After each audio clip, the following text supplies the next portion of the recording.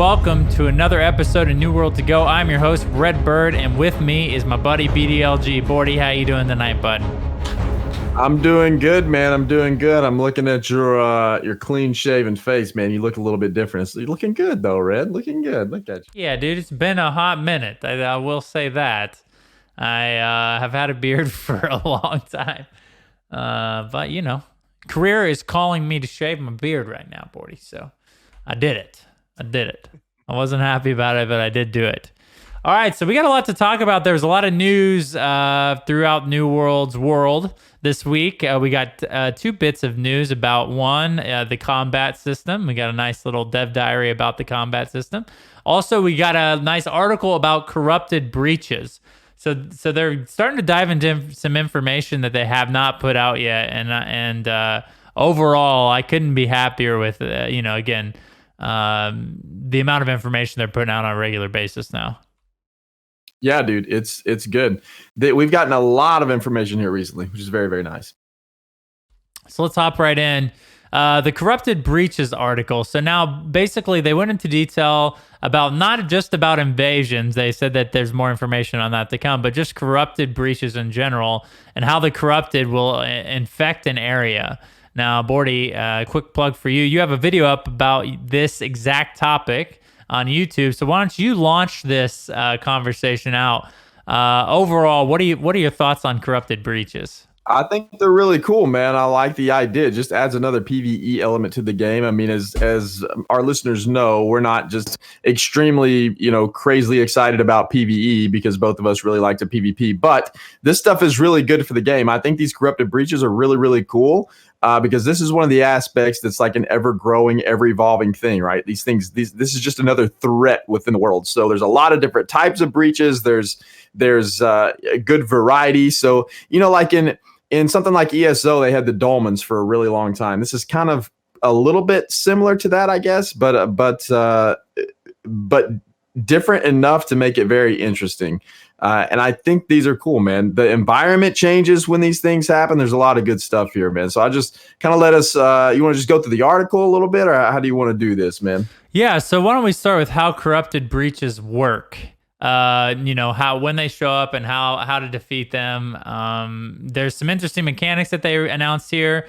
One of my favorite ones, or one of the, I'm sure we'll talk more in depth about this, is why they come and how frequent they come, and how that's based off of how powerful your particular settlement or territory gets. So, Bordy, why don't we walk through first? When do these corrupted breaches show up? Yeah, so the corrupted are the enemy that takes note of players getting stronger.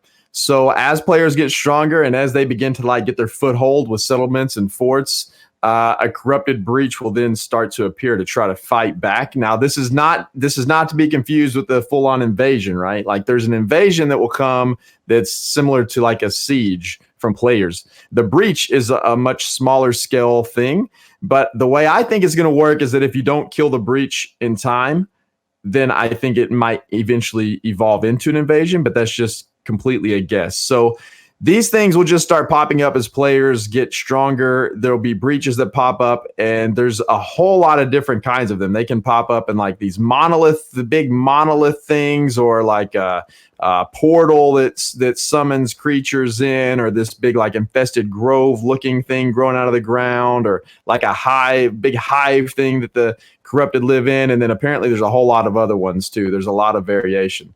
So that's kind of how they form, man. And then the players are going to have to fight them off. It's pretty cool. Yeah, it really seems like kind of like you had insinuated that these are going to show up in almost every territory, but how you respond to them is how strong they'll get. So if you don't go out and address the issue, that'll keep building in intensity. Also, it does seem that the stronger or the higher your settlement or territory climbs, the more frequent that these things will spawn in. So it may become at some point impossible to control this corrupted, infestation, if you will. So that's really interesting to me because, again, we've mentioned this in other podcast episodes. It's going to be important for them to balance out the companies and the different factions in a way that just isn't again, like maybe pushing people towards a different faction, or like maybe new people only can join one faction. It'd be cool to see like an NPC or a PvE way that they're going to manage territories and how long they've been, under the particular control over a certain company or faction. And I absolutely think this is one of the ways they're going to be able to do that. But I think that'll be more. I don't think that'll be breaches though. That'll be probably more on the full scale invasions. That I'm assuming that's the breaches are going to be a start of that. But yeah, it's really cool. So let's talk about how we beat these breaches, Red. Let's talk about how players what they have to do in order to just eliminate one of these breaches. All right. Yeah, go ahead. So to eliminate a breach, right, the players just have to fight off all of the monsters that are spawned in. So you have to kill them all off, and then you have to make your way to the heart of the breach. So you'll make your way to like the portal or the monolith or whatever spawned up. And then there's going to be these acolytes guarding them. So the acolytes are apparently these really strong mobs. They can do all kinds of crazy stuff. They can like levitate and fly across, great distances. It says in the article, they can fling deadly bolts of energy at you and conjure these explosive orbs. So it sounds like the fight, whenever you get to the breach, it sounds like the fight's going to be pretty fun. And it sounds like it's going to be pretty challenging. And then once you kill them, you then have to close the breach with an Azoth-infused staff. So I found that to be pretty interesting. I don't know where players are going to get an Azoth-infused staff. I'm sure you have to somehow acquire an Azoth-infused staff first, and then you have to go down there and use that to close the breach. And I thought that's cool. And then once you do, you're going to get – I found this pretty cool too. You get rewarded with unique resources that you can't get anywhere else. So there will be a reason to go close these breaches. So I think that players will be kind of trying to seek these breaches out to close them at times, specifically to get this resource. So I thought that was a really nice touch, man. I like that a lot. Yeah, it's going to be cool to see, again, how they incorporate these breaches into the game and the overall territory war. I think both of us really feel like this is the beginning, or this is how, maybe the starting point of invasions. First, your land becomes breached by the corrupted, kind of like through the PvP missions, you undermine the particular territory to start a war or to start like a conflict. I think this is the start of a PvE type of conflict, or that may escalate into like a raid type setting, like an invasion. So this will be really cool, again, to see what what they do and how these escalate and how fast or quickly they do, and again, how out of control could they be? How frequent are these breaches going to come when you're at max capacity on your territory? It's going to be cool to see what they how they institute that. Yeah, so one more thing real quick I found really, really cool about these breaches is that they changed the environment. I think I mentioned that quickly earlier, but what happens is like when a breach comes up, there's like this thick fog and just crazy stuff that happens to the environment that happens with the breach, dude. I thought that was pretty dope, man. That you don't see that in a lot of games. Like other games that have these kind of open world PvE elements to them, they don't really change the environment a lot, right? Like these are going to change, and you're going to know that the corrupted are there in the area to fight you. I thought that was dope, dude. I like that. Yeah, cool. Yeah, it's a nice touch to a PvE type of thing. It's going to be interesting because and this is something that an MMO has never tried before. And we've played a lot of 3-faction warfare type of PvP settings, but no MMO has ever attempted to include a NPC faction within this war. And it very much seems like the Corrupted is exactly that. They are a 4th faction. They have ways to spawn in new troops and conflict inside of your territory. So I'm extremely excited again about the feel of it, the appearance of the Corrupted, and the different bosses that can occur in these breaches. And who knows, like what level these breaches can escalate to, and who knows, I would be very pleased to see a world boss raid level type of monster spawn out of one of these breaches at the end game, man. How cool would that be? Is like, okay, we have to take a 20-man team and go out and close this breach, or else we're gonna fail. I think that type of gameplay would be awesome. Yeah, I agree, man. I agree. It's all kinds of things they can do with the breaches. I think it's going to be fun, man. I like overall thoughts for me for the breaches. I think they're cool. They're a nice touch. It's a good way to introduce the invasions because they did say, I think somewhere, maybe not, maybe there's just my take on it, that I thought that they were going to be implemented with the invasion somehow. But Yeah. the breaches are cool, man. I like them as a PvE element to the game because there are a ton of people who just want to play the game to PvE, and this gives those people something more to do and potentially. So I forgot to mention this too. You can see the breaches on the map, right? Yeah. So people can open up their map and see where the breaches are on the map. And then you can scroll in and see more details about the breach. So players can actually go to those. So those may also act kind of as a PvP hotspot for people that have PvP toggled on, man. That'd be cool. Just another like point of interest on the map, you know? Exactly. You know, this is going to be exciting to see. I don't think it was just you. I do think they mentioned in the article that this leads into invasions, and they acted like we would know very soon what those invasions are going to look like. It's one of the things they've kept well hidden to the testing group as well as the general, public that's interested in the game are these invasions. So, and they do kind of boast them as one of the key or the most interesting things about the game. So it's going to be exciting to see what information they have about those. All right. So the next thing we got this week was another dev diary. This is number 3, the third dev diary that the New World team has put out. And it was about combat. Now, we have heard throughout all the reviews that we've seen and read from all the different, large gaming websites that the combat in New World is notable. It's one of the most interesting parts about the game. I don't think any other MMO has really attempted to create a true action-based combat system where if I miss my arrow, I miss. If I swing my axe in a certain way and it misses you, then I don't deal damage. It's going to be one of the, I think, most intriguing or interesting parts about New World is how good this combat's going to feel. We know that they have dedicated servers, which will make this type of combat possible and make it flow and feel like it's, again, organic. Not that when you swing an axe and then 2 seconds later you may get a damage registry or not get a damage registry. It's going to be seems to be very fluid. And Bordy, when you read or watched this dev diary, what were your initial takes on the combat system?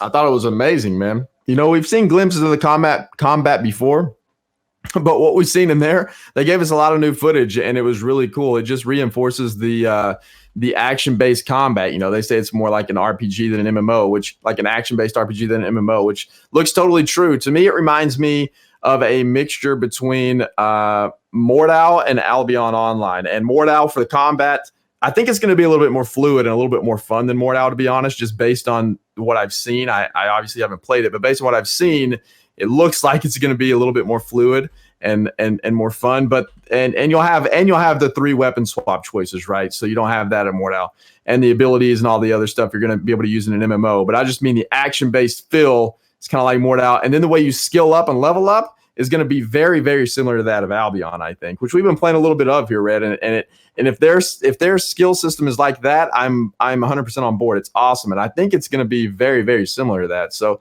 my initial thoughts were it was great. We did see a few new weapons in there too, and they mentioned a little bit about Magery, which was dope. Mm-hmm. That combat video was nice. I really, really liked it.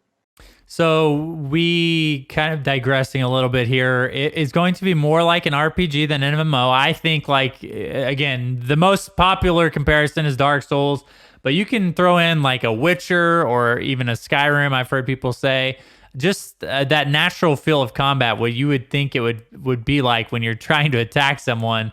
Very important for you to be aware of, like blocking, parrying, dodging, aiming, where you're facing, your line of sight. All these things are going to be very important in this type of combat. One of the things that excited me most, Sporty, and I think something that me and you both enjoy in our MMOs, are a skill gap. There's going to be a large area of skill that's going to be involved in combat. And one of the quotes that they had mentioned is a level 50 could technically kill a level 60, and I'm sure you felt the same way. This is very exciting to me. Yeah, dude, without a doubt. I can't wait to get in there and duel you if there's dueling in the game, and just dominate you over and over, kind of like what's been happening in Albion lately. But I mean, bring that up. I'm sorry. I know. Yeah. My class got nerfed. I didn't know, so I'm playing a weak class, but that's fine. You can take shots there. That's if you need to. It's okay. So overall, I think that this has to happen inside of a PvP environment. Most oftentimes when you're attracting people that are interested in PvP, they want some way to become better to someone. That not only am I going to be able to kill someone in a duel, I'm going to be able to kill someone in a 2v1 situation. If I have the skill, I can kill someone in a 3v1 situation. That type of skill gap keeps and holds PvP players. We came from ESO, and there is a pretty decent skill gap in the PvP in that game. You watch people 1vx all the time, and when you have hardcore PvP people, they will quote that as one of the reasons they play the game or stick with the game, is that they love the skill gap that they have. They love being that much better than other players. And it's good to hear that is going to be a part of this game. Now, we don't know how much it plays a role in combat, but it does seem, at least at this point, that it plays enough of a role where level isn't going to be the deciding factor in most combat situations. Yeah, absolutely, man. Absolutely. And I think that type of competition is what breeds people to play games for a lot longer than a couple months, right? Like, competition makes people, and earning your way, like getting better and better at a game, and not just feeling like you're progressing from a gear standpoint, but also feel like you're progressing from a skill standpoint. Man, that's what keeps me playing anyway. Just the drive to continuously get better at something. And it sounds like this is going to provide that. Right. In a competitive setting, that's what most people want. I want to feel like I'm getting better. And I think this is going to provide this. Now, other things that we learned through this dev diary is the weapon mastery system. And again, we've been playing Albion Online. It's a lot like that, where you're going to have to make choices throughout leveling your weapon. If you equip an axe, you're going to level the axe skill line. And throughout that skill line, you're going to be forced to make choices on what am I going to do? So, for instance, there's a hatchet. Now, you're going to have to choose at some point, I think, when you're, as far as your actively equipped weapon, am I going to be really good at chucking this thing at enemies' heads? Or am I really good about being within melee range and attacking with them in that point? They did also bring up sword and shield. Am I going to be an offensive sword and shield bearer? Or am I going to take more of a defensive tanky type stance? And so it's exciting to not only see that this game is going to have a lot of weapon choices, but they're also going to have a lot of choices within the weapon skill trees. Yeah, which is awesome.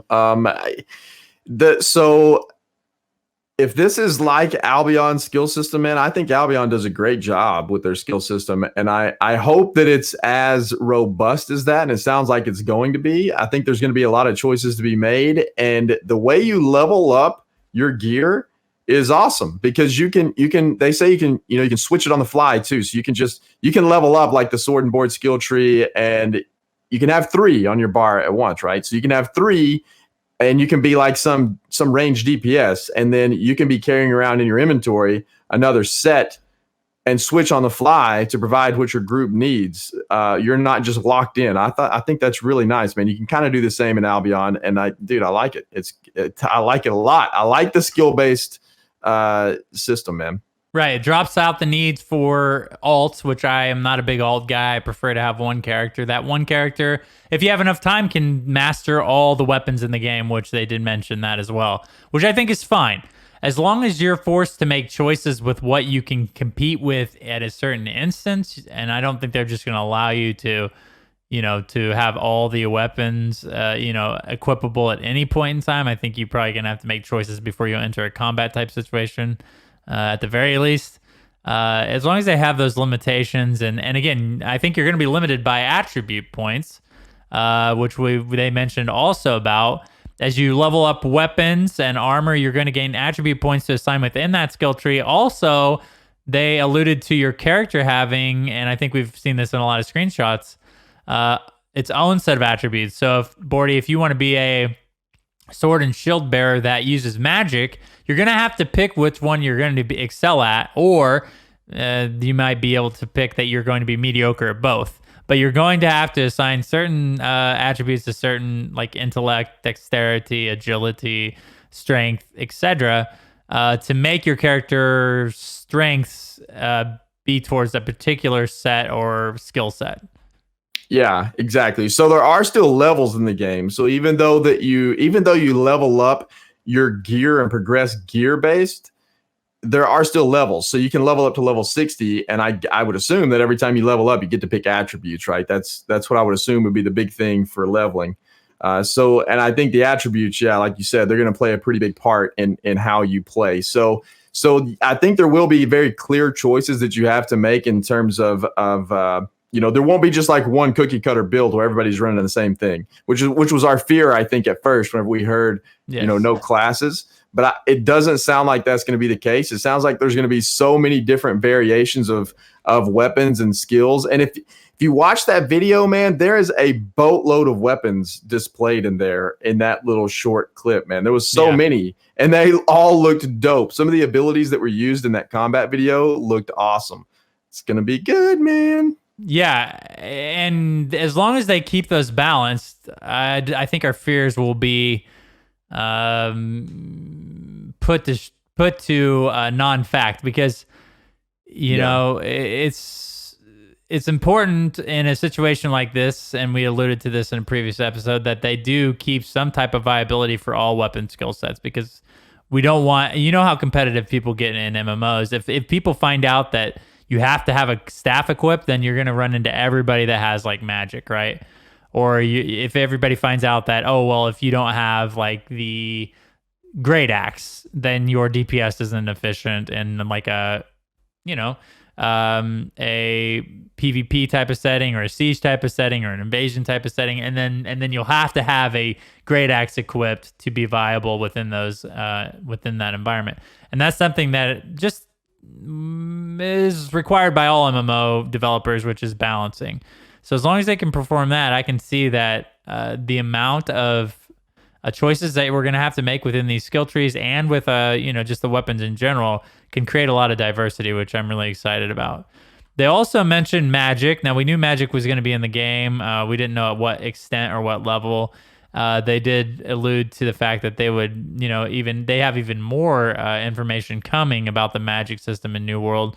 But at this point, we have seen the Fire Mage, which is basically like the meteor type spells, or the AoE type fire abilities. And again, it's going to be important for you to spec into some type of attribute to be good at magic, which Bordy, I think we thought would be the case, but it is cool to hear that, you're not just going to be able to be good at everything all the time. You're going to have to make some choices. Yeah, which is really good. The attributes are good that you have to spec into some sort of attribute. You kind of have to go one route or another, right? Even though you can switch weapons on the fly to change things up, your attributes are going to play a big part in like how efficient and how good you are at those particular roles. So, Red, what do you think you're going to be running, man? What's going to be your play style of choice? Your 3 weapons? It's hard to say. I mean, neither one of us, and this is like kind of, a plea to Amazon Games. Neither one of us are in the alpha. So I haven't used any of the weapons yet. So I tend to lean towards a spear. So, if I can chuck that spear and I can be ranged with it, that's going to be one of my 3 weapons for sure. But other than that, I just really, I don't know, man. I'm excited just to get in there and try and test all of these weapons to see what I want to use for my loadout. And I'm one of those people that once I find something I like, I just at that point want to work on getting better at it. So I can see myself finding 3 skill trees and then getting those to max, and then focusing on getting good at that type of combat versus, I'm not really one of those I have to be good at everything type of people. Yeah, but I think that's the way you get really good at these types of games, though, right? You don't you don't move around so much, at least not at first. Like you make sure you work with something, you practice at using that particular weapon a whole lot, figure out its range, figure out, how fast it is, how slow it is. I think that's going to be an important part of being really good at the game. But I don't know mine either, man. So I don't know. I think I'm going to use axes. I usually like axes a lot. There's also like a pistol in the game that was showcased Yes. in there. Dude, That looks, dude, yeah. That might be my ranged weapon of choice, but dude, I don't know either. There was a lot to choose from. The hammer looked really freaking cool too. The big 2-handed hammer. Yes. Dude. So I don't know. Those man. skill animations, man, those were dope. The typical cleave across the ground. That animation was pretty cool looking, man. The rock kind of shattering into pieces in an AOE type effect. That was very detailed, and I can only hope that we saw a lot of the buffing and stuff going on, and those particle effects look really good. I'm excited to see what these skill lines have in store, and again, how many choices I'm going to be forced to make, because that's something important to me as an MMO player. I don't want to be like everybody else, Morty. I want to be a unique type of play style that fits what I want to do, and I want it to be viable. I don't want to feel bad for like, okay, I get to use my spear and my gun and my throwing axe, but I really suck. Even though I really, I enjoy playing it, but I'm just going to get dominated. Yeah, I hope not, dude, because you're going to be on my team, man. So you better get good, dude, or I'm booting you out of the Revenant, bro. I can't, Yeah, can't you're not going to be okay. You won't not going to kick be in the me out of Revenant. nothing. Yeah, I would. I'm not kicking anybody out anyway, man. All right. We're all about fun having. Yeah, we got a good group so far. A lot of you have joined into our Discord and even joined into the Revenant, our company, and we thank you for that. Anybody who's listening, you're more than welcome. There'll be a link in the description below, whether you're watching this on YouTube or listening to the podcast. Come join us. We're excited about the game. We have a lot of people so far as like, how early we are. So it's exciting to be putting something together, because the beta is around the corner, man. And we're all going to get in there and test it together. And then we'll be moving right on into launch, dude. Yeah, we've got to be getting close. I've been keeping an eye out for an actual confirmation of a date for beta, but it's almost April, so it's got to be here, man, a couple weeks away. I hope, man. I hope it's soon. That would be awesome. All right, Bordy. Well, that about wraps it up for this episode. Why don't you tell people where they can find you on the internet? Yeah, for sure. So you can find me over at YouTube. It's YouTube/the BDLG. I just posted a video actually about the corrupted breaches. So if you want to know more about that, go check that video out. And you can find me on Twitter at the BDLG. And then on Twitch is just twitch.tv/BDLG. And then, of course, over on studioloot.com, creating a whole boatload of content over there. Yes, and I'm Redbird with a Y. You can find me at Twitch and YouTube under the same name. Just put a video up about the combat system. We're working together, me and Bordy. We're trying to cover it all for you guys over at studioloot.com. Our videos are up over there, as well as all these podcast episodes and VODs to these podcast episodes if you're not attending this live. We're thankful to be part of this community. It's early on, and we're hyped about the game. We know you guys are too.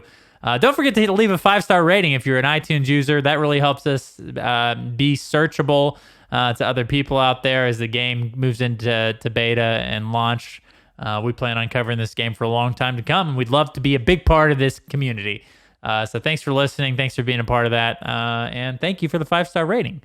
That does it for this episode of New World to Go. Thank you again, guys, and we will see you next time.